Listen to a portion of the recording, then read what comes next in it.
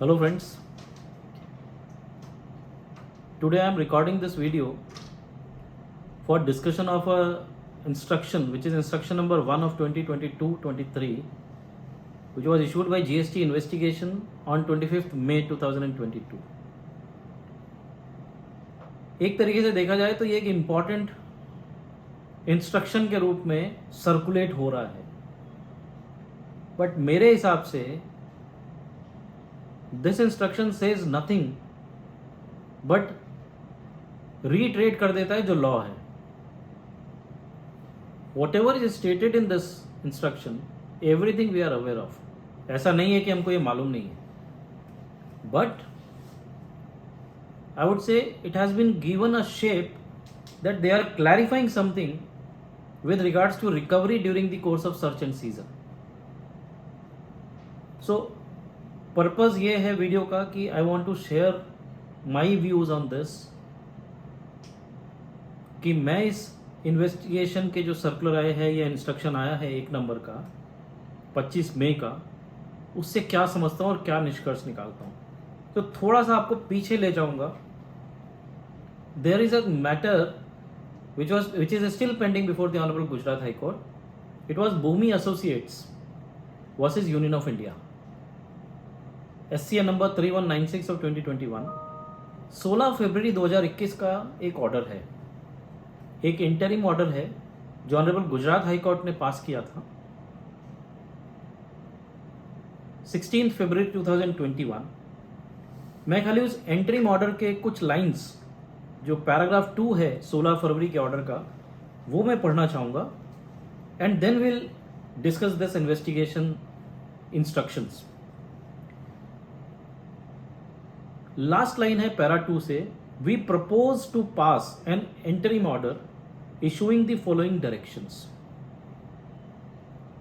The central board of indirect taxes and customs as well as chief commissioner of central state tax of the state of Gujarat are hereby directed to issue following guidelines by way of suitable circular or instructions. So ये instruction मेरा ऐसा मानना है इस order के को ध्यान में रखते हुए किया गया है. I do agree that the honorable court has said that they propose to pass an interim order. So therefore it can be said that it is not an interim order but it is a proposal that court is inclined to pass such an order. जहाँ पे वो principal commissioners को या CBIC को ये direct कर रहे हैं या डायरेक्ट करेंगे कि आप कुछ गाइडलाइंस इशू करें, सर्कुलर्स इशू करें या इंस्ट्रक्शंस इशू करें. क्या इंस्ट्रक्शंस इशू करें सर? 4 उन्होंने पॉइंट्स बोले. पहला, no recovery in any mode by cheque, cash, e payment और adjustment of input tax credit should be made at the time of search inspection proceedings under section 67 of the CGST और Gujarat GST act. Meaning thereby search के समय आप cash में, check में, ई payment के तरीके से या किसी इनपुट टैक्स क्रेडिट के एडजस्टमेंट के द्वारा आप कोई पेमेंट कलेक्ट नहीं कर सकते. There can not be any recovery. Second उन्होंने बोला जो बहुत इंपॉर्टेंट है, एंड देयरफॉर ये इंस्ट्रक्शन मैं बाद में पढ़ रहा हूं, पहले ये ऑर्डर पढ़ रहा हूं so that the memory of all my dear friends gets at least refreshed. तो सेकेंड जो उन्होंने बोला कोर्ट ने, वो ये बोला कि अगर कोई assessee, even if the assessee comes forward to make voluntary payment by filing of DRC 03, the assessee should be asked और advised to file such form DRC 03 on the next day after the end of search proceedings and after the officers of the visiting team have left the premises of the assessee. Now there is a context to it, we need to understand. Court ने बोला DRC 3 से अगर मैं ready हूं as a assessee, मेरे property पे मेरे premise पे सर्च चल रहा है, I am ready to make voluntary payment, then also the officer should not accept that voluntary payment. और उनको कहना पड़ेगा कि जब सर्च कंप्लीट होगी सर हम निकल जाएंगे आपके यहाँ से, उसके बाद आप पेमेंट करना, हमारी प्रेजेंस में नहीं. तो इसका कंटेक्स्ट ये है कि जब सर्च चल रही होती है तो मोर और लेस हमने देखा है जनरली द टैक्स पेयर और the assessee is not in the right frame of mind and he is not in a position to take right decisions. मैं मान लेता हूं कि डिपार्टमेंट कि ऑफिसर्स कोई ज़बरदस्ती नहीं करते, कोअर्सिव एक्शन नहीं लेते, कोअर्शन नहीं करते, even then the taxpayer may not be in the mental situation or condition to make the voluntary payment, to accept it and make the voluntary payment. I am saying may not be because इसी तरीके के word इन्होंने कुछ instructions में भी use किए हैं. But in most of the cases as per my experience इसका विपरीत होता है. Department officers press the tax payer कि आप अगर ये पेमेंट नहीं करेंगे तो हम प्रेमाइसेस नहीं छोड़ेंगे. Now tell me what is the mechanism in this law जिससे हम पेमेंट कर सकते हैं और वो DRC 3 नहीं भी करें तो भी चलेगा. I don't think there is any mechanism. या तो मैं रिटर्न भर के उसको मैं यूज कर सकता हूं या फिर मैं DRC 03 से उसको कर सकता हूं. There is no other way. तो DRC 03 जैसे ही मैंने पेमेंट किया, it becomes a voluntary payment under 74(5) और 73(5). So in most of the cases मेरा ऐसा मानना है कि वो कहीं ना कहीं प्रेशर से होता है. एंड देन थर्ड था कि एक फैसिलिटी होनी चाहिए कंप्लेंट या ग्रीवेंस फाइल करने की सर्च प्रोसीडिंग के बाद, which would be made available to the assessee if he was forced to make payment in any mode during the pendency of the search posting. तो अगर search के duration में अगर आपसे जबरदस्ती कराई तो आपको एक फैसिलिटी देनी पड़ेगी जिसमें आप कंप्लेंट अपलोड कर सकते हो. और फोर्थ, अगर कंप्लेंट को ऐसी फाइल हुई तो strict disciplinary action should be initiated against the concerned officer. So friends, this was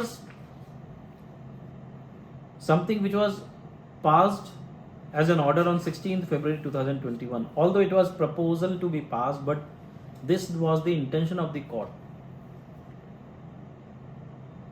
इसी ऑर्डर से मैं बोरो करता हूं या कॉग्निजेंस लेते हुए I will come to this instruction dated 25 May. Sir इसी चीज को ओपनिंग पैराग्राफ में बोल रहे हैं कि सर्च इंस्पेक्शन की ड्यूरेशन में GST लायबिलिटी आती है तो टैक्स पेयर ऑप्ट करता है वो पे करने के लिए या तो फुल या पार्ट में DRC 3 से. And then the issuing authority is saying कि ऐसे इंस्टेंसेस उन्होंने नोट किए हैं जहां पे कुछ लोगों ने जहां वॉलंटरी पेमेंट DRC 03 से किया, उन्होंने बाद में एलिगेशन किया कि हमसे तो ये जबरदस्ती अंडर प्रेशर अंडर कोअर्शन भरवाया गया, रिकवरी की गई. और कुछ लोगों ने टैक्स पेयर्स ने कोर्ट को भी अप्रोच किया. तो ऐसे काफ़ी जजमेंट्स है. गुजरात हाई कोर्ट तो एंट्री ऑर्डर है, but there are judgments of other courts which have given final orders and they have also order to refund the amount which has been collected during the course of search. अगर search में कोई भी collections किए हैं तो भूमि associate को refer करते हुए there are many judgments wherein the honourable court has said कि this amount should be refunded back to the tax payer. So second paragraph में what they are saying that they have examined this matter and therefore the board is considering this to clarify as a necessity. What they are saying is कि voluntary payment जो है वो law में दिया गया है और करेक्ट एप्लीकेशन ऑफ लॉ ये है कि आप वॉलंटरीली पेमेंट कर सकते हैं अंडर सेक्शन 73(5) और 74(5). इसका मतलब ये होता है कि अब आप अपनी जो लायबिलिटीज थी वो आपने डिस्चार्ज कर दी. At the same time they are also saying कि आपके ऊपर जो पेनल्टीज लगने वाली थी या जो इंटरेस्ट आपका बर्डन बढ़ रहा था वो आपने कहीं ना कहीं रिस्ट्रिक्ट कर दिया या लिमिट कर दिया. This is para 2. सो मेरा ये कहना है they are not saying anything new. This is something which is written in the law कि अगर आपकी कोई असेसमेंट प्रोसीडिंग्स चल रही है, शोकॉज नोटिस आ रहा है या आने वाला है, ऑडिट चल रही है, आपको कोई गलती महसूस होती है, आपको लगता है कि कहीं शॉर्ट पेमेंट नॉन पेमेंट है या एरोनियस रिफंड है या आपने कोई इनपुट टैक्स क्रेडिट गलत अवेल और यूटिलाइज कर लिया है, then in that case you can make those payments voluntarily. That is the reference कि आप वॉलंटरीली पेमेंट कर सकते हैं और उससे आपका ये होगा कि लोअर पेनल्टी लगेगी और इंटरेस्ट बर्डन वहां रुक जाएगा. But during the course of search की बात नहीं करते. सर्च एक इन्वेस्टिगेशन का तरीका है After investigation, you will have to issue a show cause notice. Once the investigation and the show cause notice duration is there, इसका मतलब आप सर्च करके चले गए और आपका शो कॉज नोटिस इशू होने वाला है, उसके पहले अगर मुझे लगता है मैं सामने से अगर जाके भर देता हूं, that is voluntary payment as per my understanding. Not during the course of search. During the course of search जहाँ पे मेरा मेंटल स्टेटस डिस्टर्ब्ड है, you are asking me lot of questions and lot of documents, तो मैं तो ये चाहूंगा कि सर आप जाने के लिए कैसे करोगे, आप जाने से का तरीका क्या आपको भेजने का, क्योंकि मैं इतने प्रेशर में हूं, तो आप मेरे को प्रेशर करोगे कि भैया आप पैसा भर दो तो मैं जाने दूंगा, and therefore I will pay this. So it cannot be said to be a voluntary payment. In no circumstance, by any stretch of imagination, this cannot be said that it is a voluntary payment. But they have clarified कि voluntary payment तो law में दिया हुआ है और आप कर सकते हैं. उससे आपको फायदा ये होगा कि पेनल्टी लोअर हो जाएगी और आपकी जो इंटरेस्ट कॉस्ट है वो बचेगी. This we are knowing. So nothing has been clarified. Further what they are saying, they are giving reference in para 2 of section 79 which deals with recovery, and they are saying recovery के provisions तो law में हैं. आपका adjudication complete हो जाए तो हम recovery कर सकते हैं. Very well, who is denying it? You have broad powers of recovery. आप मल्टीपल तरीके से मेरे से रिकवरी कर सकते हो, but once the amount is adjudicated, once the amount is determined and I decide not to go for appeal, then only the recovery can be initiated, otherwise not, because there is section 78 also which says कि 3 महीने के तक आप recovery नहीं कर सकते, because 3 महीना मेरा अपील का टाइम है मेरे पास. उसके बाद आप रिकवरी कर सकते हो 79 में, there is no denial. But यहाँ पे सर क्वेश्चन ये है कि सर्च के समय रिकवरी आप नहीं कर सकते. So therefore they are now clarifying कि law has no restriction, law has no restriction posed on the taxpayer that he cannot make a payment voluntarily during the course of any proceedings or subsequently. Yes, during the course of any proceeding he can make the payment and he can get reduce his the burden of penalty. Absolutely agreed, but not during the course of search, because during the course of search जब आपकी amount determine नहीं है और आप मुझसे pressure करके अगर पैसा भरवा रहे हो या मैं वॉलंटरी भर रहा हूं, तो it is quite obvious that that voluntary payment is under some pressure in most of the cases. I'm not saying in all the cases, but in most of the cases. And what is the harm? अगर honourable Gujarat high court ने ये बोला कि आप search conclude होने के बाद भर दीजिए वॉलंटरी पेमेंट, आपकी टीम जब निकल जाती है, why when your team is there you make a voluntary payment? Nobody will do that, because they themselves are not clear what is their liability. Admit भी कर लेते हैं तो लेस परसेंटेज है, but majority of the percentage वही है जहाँ पे प्रेशर से भराए जाते हैं. N number of instances are there. It is not single instance, there are n number of instances जहाँ पे सर्च की ड्यूरेशन में जो भी पैसे भरवाए जाते हैं वो कहीं ना कहीं प्रेशर से भरवाए जाते हैं. इन्होंने एक चीज़ और भी लिखी, ये भी लिखा कि जब आप DRC 03 करते हो तो क्लाइंट का लॉगिन होता है SSC का, उससे आप करते हो. सर मेरे पास ऐसे इंस्टेंसेस हैं जहाँ पे क्लाइंट के लॉगिन को यूज़ करके उसी के सामने लॉगिन करा के उससे कोवर्शन से पेमेंट कराया गया है. So it is not a case कि उसके लॉगिन से पेमेंट हुआ तो that becomes voluntary. And where is the system और where is the facility in the portal that DRC 03 के अलावा मैं कोई पेमेंट कर सकता हूँ which will be deemed to be a under protest payment. मुझे कंपल्सरी DRC 03 से करना है. So if you will say कि DRC 3 से जो भी पेमेंट हुआ सब वॉलंटरी है, so therefore I believe that that is a wrong statement. Now para 4 is very important. It says it is clarified that there may not be any circumstance necessitating the recovery of tax dues during the course of search or inspection or investigation. However, there is no bar on the taxpayer for voluntarily making the payment on the basis of ascertainment of their liability of non-payment, short payment, or any other liability. The tax officer should, however, inform the taxpayer regarding the provisions of voluntary tax payment through DRC 03. Friends, मेरी limited understanding और reading के हिसाब से para 4 does not make any sense. ये बोल रहे हैं कि हम रिकवरी नहीं करेंगे, रिकवरी नहीं होनी चाहिए during the course of search और सीजर और इंस्पेक्शन, बट क्लाइंट को कोई रिस्ट्रिक्शन नहीं है, एसएससी को कोई रिस्ट्रिक्शन नहीं है, वो चाहे तो वॉलंटरी पेमेंट कर सकता है। मैंने आपको पहले ही डिस्कस कर लिया कि वॉलंटरी पेमेंट सर्च की ड्यूरेशन में क्लाइंट जनरली मेंटली प्रिपेयर्ड नहीं होता, he also needs to ascertain, determine his liability and then make the payment. So they are one side they are saying recovery नहीं करना चाहिए, it should not be necessitated. At the other side वो कह रहे हैं कि voluntary payment आप कर सकते हो, लेकिन टैक्स ऑफिसर उनको इन्फॉर्म करेगा कि आप जो पेमेंट DRC 3 से कर रहे हो वॉलंटरी पेमेंट है। Unfortunately this may be written, this circular और instruction has been issued with good spirit, but how it will be used by the officers, that is questionable and certainly I have my own doubts.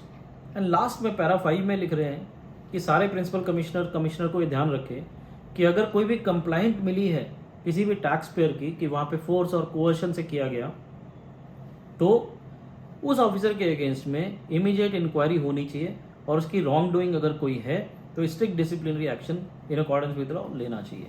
So this is where they have agreed to what the honourable court has said.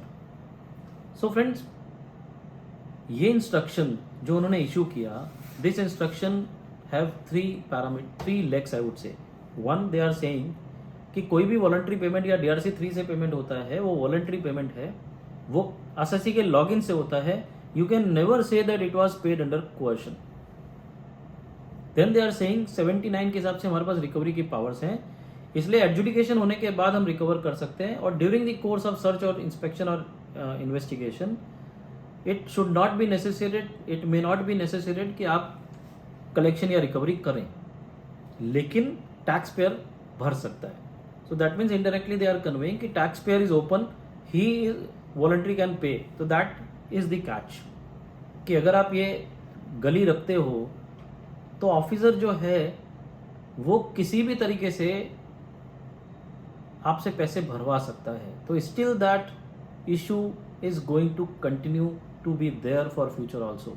And third limb इज जहाँ पे उन्होंने, third leg है कि जहाँ पे उन्होंने ये बोला है कि अगर कोई कंप्लेंट आती है तो स्ट्रिक्ट एक्शन होना चाहिए। सर, हम जिस सिचुएशन में भी हैं, कौन सा एसएससी ऐसा रहेगा जिसके यहाँ सर्च हुई है, अंडर प्रेशर उससे पैसे भरा लिए गए हैं, और वो कंप्लेंट फाइल करेगा उन्हीं ऑफिसर्स को जिन ऑफिसर्स ने सर्च वारंट दिया था और जिन ऑफिसर्स के पास वो DRC 3 गया है। So there has to be a facility of filing a complaint. आप सिस्टम बना दीजिए कोई कि आपको कोई कंप्लेंट फाइल करनी है तो वो आपके जो सर्च ऑथराइजेशन नंबर है या कोई नंबर है उससे कनेक्ट करके ही can file a complaint, and then you also make responsible the officers की what action has been taken on those complaints, but that is, this instruction is silent on that front also. So friends, मेरा ऐसा मानना है कि भूमि associate के order को लेके this instruction has been issued, but partially they have followed the directions of the court and partially they have tried to convey कि even during the search or seizure the person is at liberty to make the voluntary payments. So therefore वहाँ उस extent तक मुझे ऐसा लगता है कि this circular or this instruction is not in line with what the honorable court has said. I hope I have made myself very clear. I still would say that I am not too much convinced because law को reiterate कर दिया गया इस instruction में, nothing beyond that accept कि वो complaint की बात और कंप्लेंट पे एक्शन और डिसिप्लिनरी एक्शन की बात की गई है। इसके अलावा कुछ भी ऐसा नहीं है जो स्ट्रिक्ट डायरेक्शन हो किसी अथॉरिटीज़ को या किसी सबऑर्डिनेट्स को। There is no direction issued to anyone, it is merely the law which is reiterated. With this, friends, I am thankful to each one of you for giving me the patience hearing. Thank you very much.